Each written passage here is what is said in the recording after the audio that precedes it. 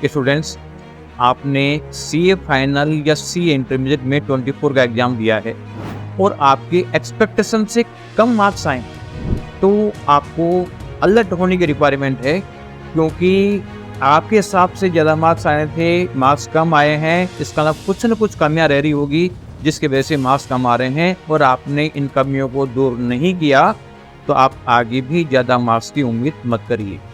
4 reason बताता हूँ जिसकी वजह से एक्सपेक्टेशन से कम मार्क्स आते हैं।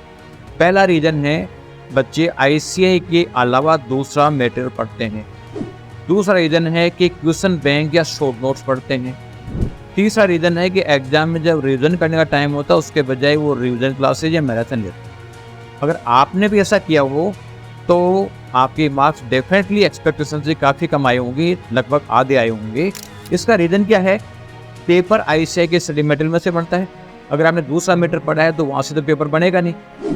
अगर आपने क्वेश्चन बैंक पढ़ा है, क्वेश्चन बैंक जितने भी टीचरों ने बना रखा है उसमें पास्ट एग्जाम की आरटीपी एमटीपी सजेस्टेड भी होते हैं स्टडी मटेरियल के साथ में। तो जब एसएम से पेपर आना है तो एडिशनल 2 गुना मटेरियल क्यों पढ़ो? उससे क्वालिटी वीक हो जाती है।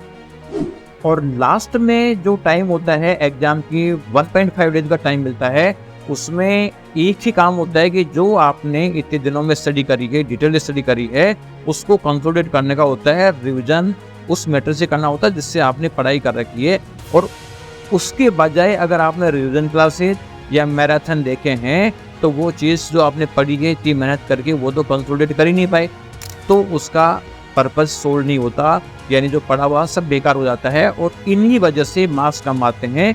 आप पास होना चाहते हो, इन 4 चीज़ को हटा दीजिए, केवल आईसीआई का स्टडी मटेरियल पढ़ें, उसी को 3-4 बार रिवीजन करें और एग्जाम में मॉड्यूल से स्टडी करें। आप ये करोगे डेफिनेटली पास हो जाओगे।